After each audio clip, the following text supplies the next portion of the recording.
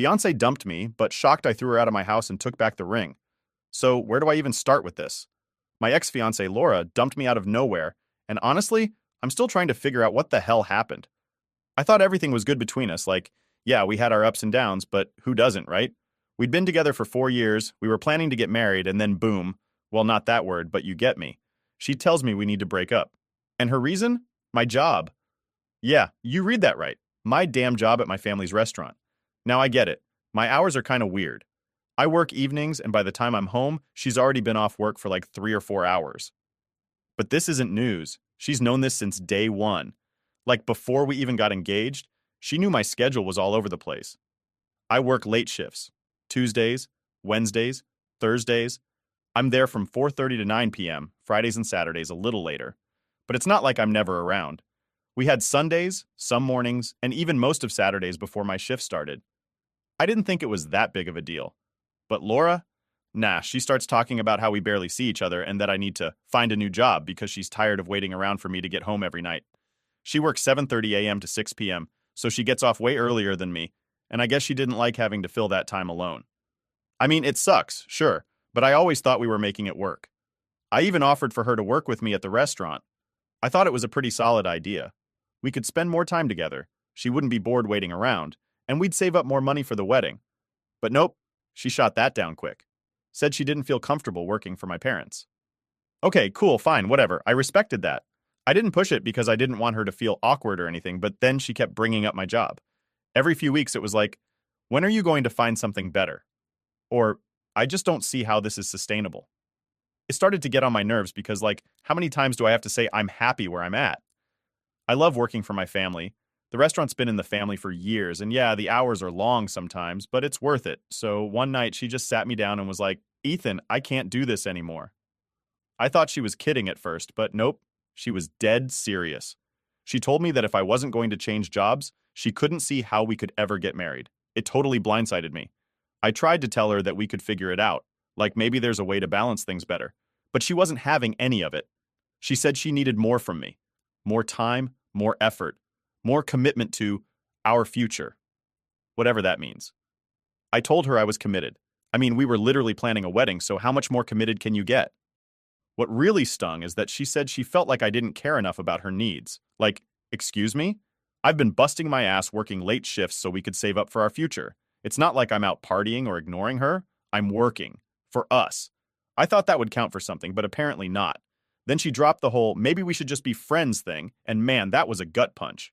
We weren't even in an argument. There was no yelling, no big fight. It was just her, sitting there calmly, like she'd been rehearsing this conversation in her head for weeks. I asked her straight up, are you serious? You want to throw all this away because of my job? And she had the nerve to say, it's not just your job, it's the fact that you don't seem willing to change for us. That's when I got pissed. I reminded her that she knew about my schedule before we even got engaged. If it was such a problem for her, why the hell did she agree to marry me in the first place? She got all defensive and said that she thought, over time, I'd grow out of it and find something else. Like, what? Since when is working hard at a family business something you need to grow out of? I'm not gonna lie, I felt betrayed.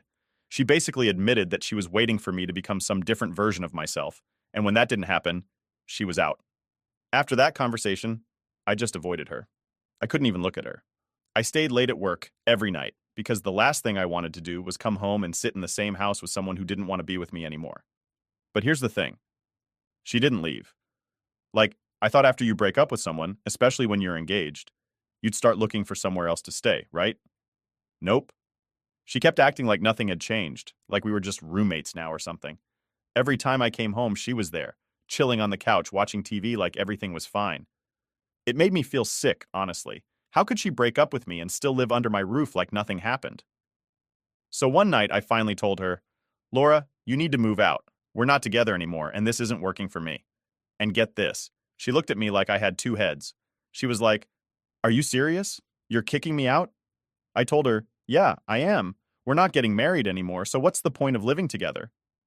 She tried to guilt trip me, saying she had nowhere to go and that I was being heartless for making her leave. At that point, I was just done. I told her she could stay with her parents until she figured things out. And then, to top it all off, I asked for the ring back. You'd think I just slapped her or something. She freaked out, saying I gave it to her and that I couldn't just ask for it back. I told her straight up, that ring was for our wedding, and since we're not getting married, I want it back. She called me greedy, said I could afford another one if I really loved her, and that I was being an asshole for trying to kick her out after all we've been through. At that point, I couldn't even argue anymore. I just wanted her gone. So after I told Laura she needed to move out, things got real awkward real fast. I mean, you'd think she would have just packed her bags and left, right? But nope, she stuck around like she was waiting for something. At first, I thought she was just dragging her feet, trying to figure out where to go. I mean, it's not like she didn't have options. Her parents live nearby, and she's got friends she could crash with. But instead, she just stayed.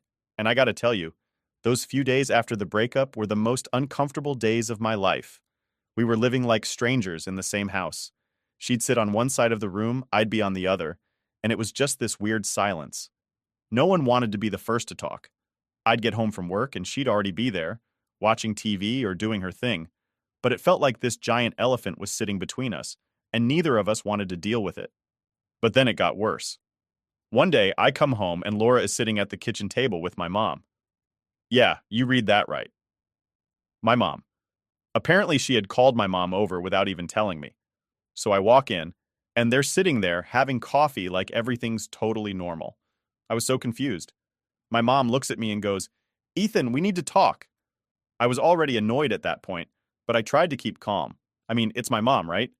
I sit down and Laura starts telling her side of the story, saying she doesn't have anywhere to go, and how it's unfair that I'm asking her to move out so soon after the breakup. And then my mom, bless her heart, starts suggesting that maybe we should work something out and that Laura could stay for a bit longer while she figures things out. I couldn't believe it. Like what? I just stared at them for a second before saying, "Mom, we're not together anymore. Why would I let her stay here?" My mom, always the peacekeeper, goes, "Well, she needs time to figure things out. It's not easy to just up and move, you know." I tried to stay calm, but I was fuming inside. I mean, yeah, it's not easy, but we broke up. We're not a couple anymore, so why should I have to put up with this? I looked at Laura and said, "You've had time. It's been almost a week. You need to leave." And then, of course, Laura gets all emotional, saying she thought I was better than this, that she never expected me to just toss her out like trash. She even starts tearing up in front of my mom, and I swear, it was like she was trying to make me look like the bad guy. My mom, at this point, starts trying to smooth things over, saying, "Ethan, maybe you could give her a little more time. You two were together for so long. It's not easy to just end things like this." I couldn't believe what I was hearing. My own mom was taking Laura's side. I love my mom, but this was not her call to make.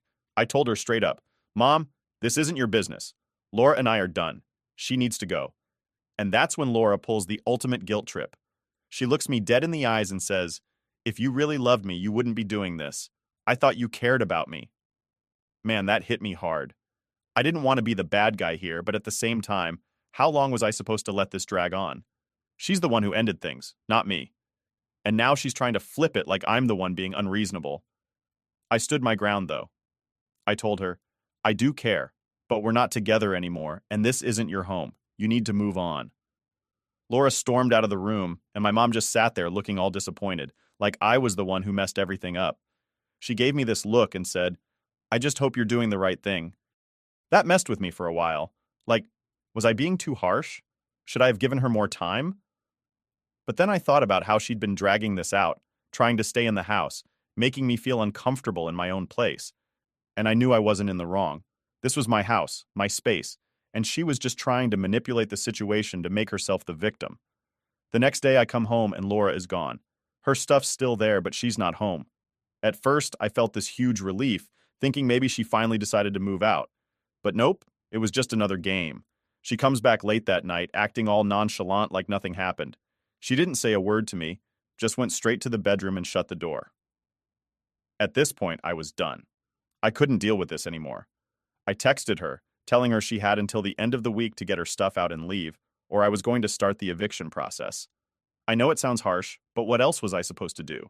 She wasn't taking me seriously, and I wasn't about to spend another week living in this weird, messed up situation. And get this. She texts back, "I can't believe you're being like this. I thought we could at least be friends, but you're treating me like I'm some stranger." That's when I realized she wasn't ever going to leave unless I forced her to. She was playing this whole thing like a game, trying to get me to cave, maybe hoping I'd apologize or something and beg her to stay. but I wasn't about to do that. Not after everything she'd put me through. By the end of the week, Laura finally started packing her stuff. It was like this big dramatic scene every time she moved a box. She'd huff and puff, making a show of it like she wanted me to feel sorry for her. But I didn't. I mean, I felt bad that things ended the way they did, but I wasn't about to let her stay just because she didn't feel like moving. And then came the ring. The damn ring. I thought we were done with that conversation, but nope. She tries to pull it again, saying, "I can't believe you're actually asking for the ring back. You know I cared about you?" I didn't even argue this time. I just told her, "We're not getting married. The ring was for the wedding. No wedding, no ring."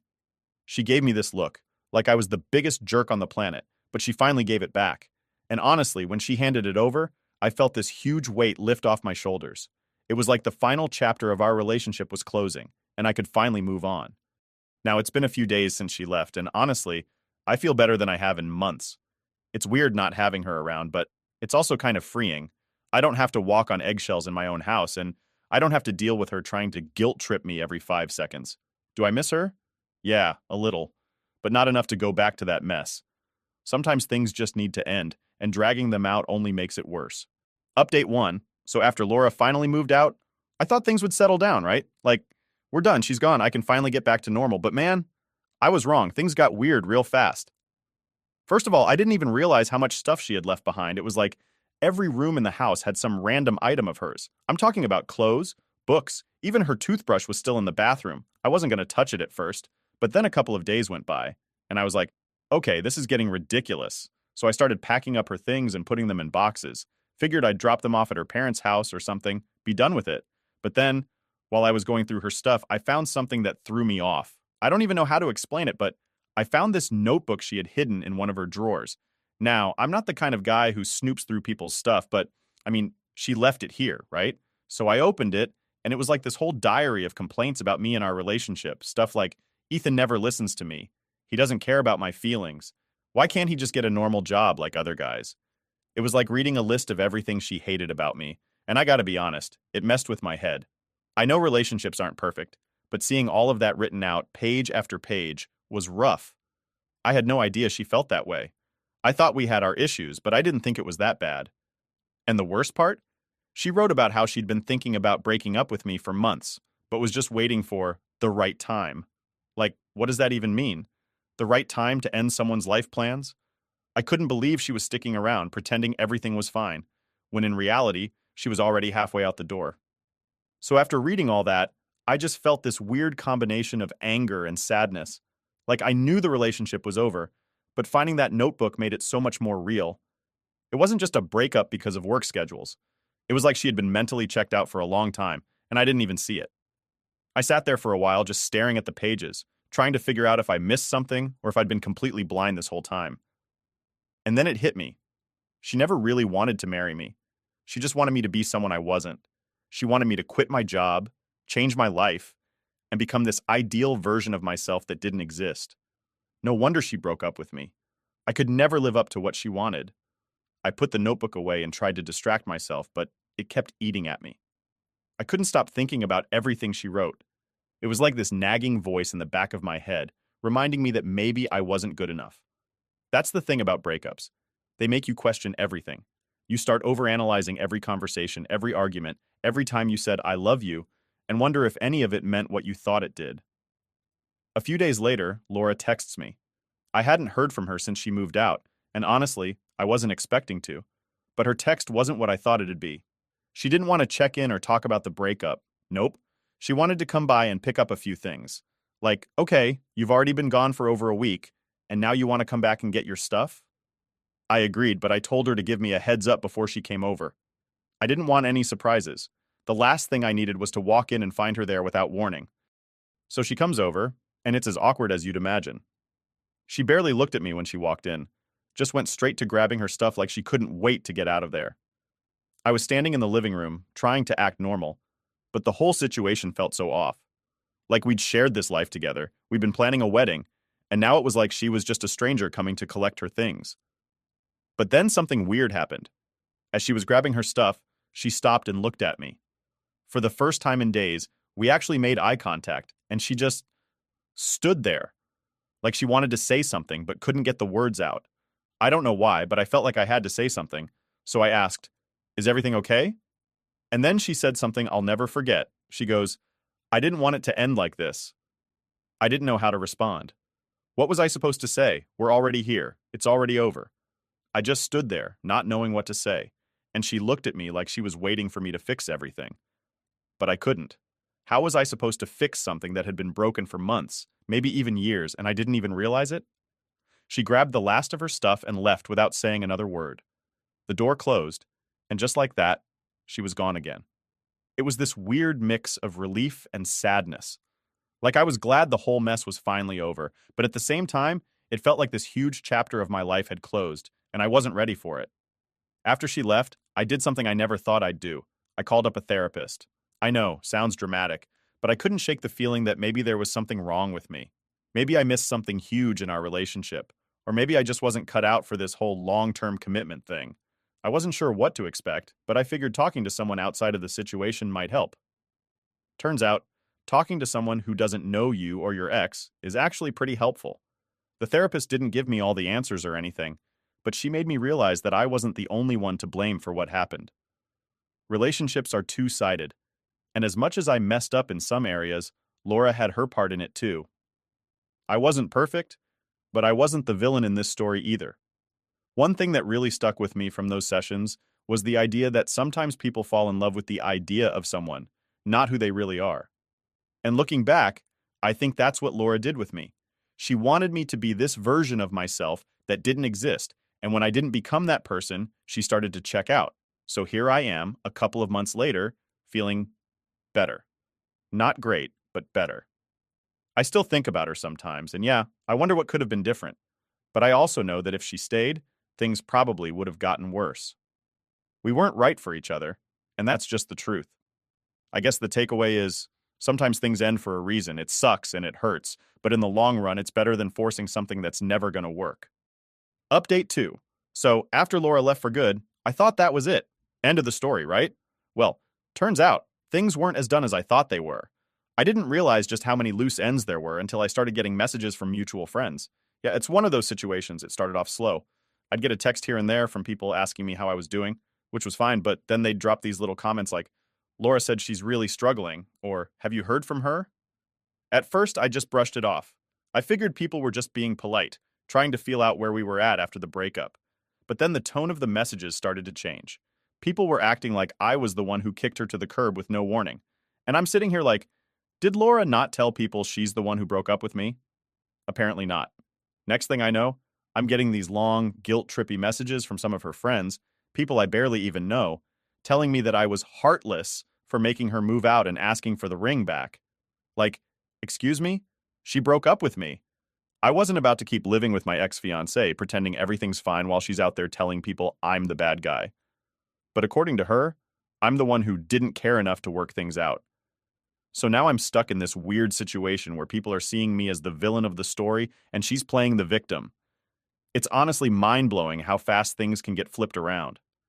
I had to start explaining to people what actually happened, and every time I did, it just felt exhausting. Like, why do I even have to defend myself? A week or two goes by, and I think things are finally dying down. I stopped getting the messages, stopped hearing from people about Laura, and I started to relax. But of course, that didn't last long. One night, I'm sitting at home watching TV, trying to unwind after a long shift at the restaurant, and my phone buzzes. It's a text from Laura's best friend, Jenna. Now, Jenna and I never really got along. She was always the type to get in Laura's ear, telling her what to do, stirring the pot, you know? So when I saw her name pop up on my phone, I knew it wasn't going to be good. I opened the message, and sure enough, it's a novel. Jenna goes on and on about how Laura is devastated, how I broke her heart by not fighting for the relationship, and how I should have tried harder to make things work. She even said something like, "You're supposed to be a team and you just gave up on her." I was so angry I could barely even respond. But I did. I texted her back and I kept it short and simple. I said, "Laura broke up with me. She's the one who wanted out. I'm not going to beg someone to stay when they don't want to." Of course, Jenna didn't leave it at that. She kept texting, trying to guilt trip me, saying how Laura was hurting and needed time, and maybe if I reached out, things could be different. But I wasn't having it. I told her straight up, "We're done. It's over. Let it go." That was the last time I heard from her, for a while anyway. Then, one day, I'm at the restaurant, just trying to get through the dinner rush, when my mom comes over to me with this look on her face. You know that look moms give you when they've got something to say, but they're trying to figure out how to say it? Yeah, it was one of those. She pulls me aside and says, "Ethan, I talked to Laura today." I just stared at her like, "Why?" My mom goes, "Well, she called me, said she wanted to apologize for how things ended and just wanted to check in." Now, I don't know about you, but when your ex calls your mom to check in, that's a major red flag. I told my mom, "Look, I don't care if she's sorry or not. We're done. There's no reason for her to be calling you." My mom sighed and said, I know, but she seemed really upset. She said she feels like you hate her now, and she didn't want things to end this way." Here we go again. I had to explain to my mom the whole situation again, how Laura was the one who called it off, how she's been telling people I kicked her out, and how I just want to move on. I could tell my mom felt torn, but she finally got it. She agreed to not get involved anymore, but honestly, it was frustrating that I even had to have that conversation. After that, things started to calm down for real. I didn't hear from Jenna, Laura stopped calling my mom, and I finally started to feel like I could move on. I even started hanging out with my friends again, going out for drinks after work, just trying to get back to some sense of normalcy. But just when I thought everything was finally settling down, something else happened. One night, I was at the bar with a couple of buddies when one of them, Mark, pulls me aside and says, "Hey man, you're not going to like this, but I saw Laura the other day with some guy." Now, I'll be real with you. I wasn't expecting to feel anything when he said that, but for some reason it hit me. Like, I knew we were done, but hearing that she'd moved on already? That was rough. I asked Mark, "Who was he?" And he said he didn't know, but they looked pretty close. That was all I needed to hear. The next few days were weird. I didn't text Laura or anything, but I couldn't stop thinking about it. Not because I wanted her back, but because it felt like this chapter of my life was really truly over now. She was moving on, and I guess that meant I had to as well. Looking back, I realize now that Laura probably checked out long before we even broke up. Maybe that's why it all felt so sudden when it happened. Because for her, it wasn't sudden. She'd been planning it, thinking about it, and by the time she ended it, she was already halfway out the door. It took me a while to accept that. It's hard to admit that someone you cared about stopped caring way before you did. But you know what? In the end, it's for the best. We weren't right for each other, and trying to force it would have just made things worse. Now, I'm focused on myself. I'm not looking for a relationship anytime soon, and I'm definitely not in any rush to jump back into the dating pool. I'm just trying to enjoy the little things again, hanging out with friends, focusing on work, and getting my life back to where I want it to be. And as for Laura, I wish her the best, I really do, but I'm done with the guilt trips, the manipulation, and the drama. I'm moving on. Update 3. So here we are, months later, and I'm finally feeling like I can breathe again. It's been a hell of a ride, and honestly, I'm just glad it's over. But just when I thought everything was behind me, I got hit with one last curve. Surprise. Yeah, because of course something else had to happen, right? So here's what went down. I was at work one day, just doing my thing at the restaurant, when one of our regulars, Tom, comes in. Now, Tom's an older guy. Been coming to the restaurant for years, real friendly with my family, always chatting with my parents whenever he's in. But this time, he's got this weird look on his face. He pulls me aside and says, "Hey, Ethan, I saw Laura the other night." At this point, I'm thinking, all right, whatever. People see Laura all the time. What's new?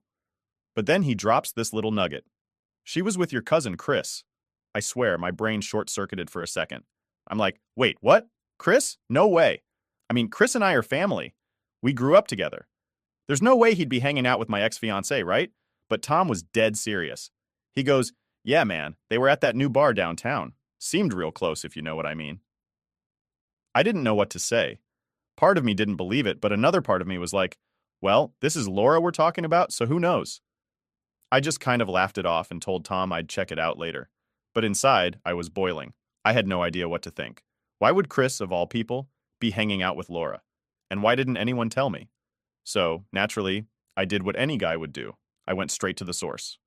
I texted Chris that night, asked him what was up.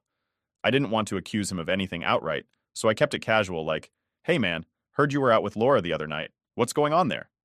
It took him a while to respond, and when he did, the response was, well, let's just say it wasn't what I was expecting. He goes, "Yeah, we've been hanging out a bit. I didn't want to tell you because I knew it'd be awkward." Awkward? Awkward doesn't even begin to cover it. My cousin, my flesh and blood, was hanging out with my ex-fiancé behind my back, and he thought it was just a little awkward. I was pissed, like beyond pissed. I shot back, "Dude, what the hell? You couldn't give me a heads up?" He tried to play it off, saying it wasn't a big deal and that they were just friends, nothing serious. But come on, we all know what just friends means, especially when it's between an ex and your cousin. I wasn't buying it, and I told him straight up that I felt betrayed. He started backpedaling, saying he didn't mean for it to happen, that they just bumped into each other one night, and things kind of escalated from there. Apparently, they'd been talking for a few weeks now. Weeks! I had to sit with that for a while. I mean, how do you even process something like that? It wasn't just about Laura anymore. It was about family. Someone I trusted, someone I grew up with, decided it was cool to start hanging out with my ex like nothing was wrong. And honestly, it hurt more than I thought it would. A few days later, I got a text from Laura herself. She didn't even try to ease into it, just hit me with, "Hey, I heard you're upset about me and Chris. Can we talk?" I didn't want to talk to her. I didn't want to hear her excuses or explanations or whatever she was about to throw at me. But at the same time, I needed closure. I needed to know why she thought this was okay. So, against my better judgment, I agreed to meet up. We met at this coffee shop we used to go to when we were still together. Bad idea, by the way. Too many memories. Anyway, she sits down and immediately launches into this whole spiel about how she didn't mean to hurt me, how she and Chris just clicked, and that she didn't want things to get weird between us. I sat there trying to keep my cool, but honestly, I just wanted to walk out. I told her, "It's not about you guys clicking. It's about respect. You ended things with me, and now you're hanging out with my cousin? You didn't think that might be a problem?" She gave me some crap about how she didn't plan for this to happen, that it just did, and that she didn't want to hurt me, but I wasn't buying it. I told her straight up, "You made your choice. You don't get to walk back into my life and act like everything's cool now." The conversation didn't go anywhere. She tried to justify it, I wasn't having it, and we both walked away more frustrated than before. I didn't feel any better, but at least I got to say my piece. After that, I blocked her number. I didn't want to deal with her anymore. As for Chris, we had it out too. He called me a few days later, trying to clear the air. I let him talk, but I didn't hold back. I told him he broke my trust, and that's not something you just bounce back from. He apologized, said he didn't mean for things to get messy, but I wasn't ready to forgive him. Family or not, there's a line you don't cross, and he crossed it. Since then, I've been keeping my distance from both of them. Chris still tries to text me now and then, but I haven't responded. Maybe one day I'll get over it, but right now, I need space. As for Laura, she's out of my life for good. I don't know if she's still with Chris, and honestly, I don't care. They can do whatever they want. I'm done. Looking back, this whole situation taught me a lot. Not just about relationships, but about people in general. You think you know someone, you think you can trust them, and then they go and do something like this. It messes with your head, but at the end of the day, you have to take care of yourself. You can't control what other people do, but you can control how you respond to it. And right now, my response is to walk away. I've got my own life to live, my own goals to chase, and I'm not letting this drama drag me down anymore.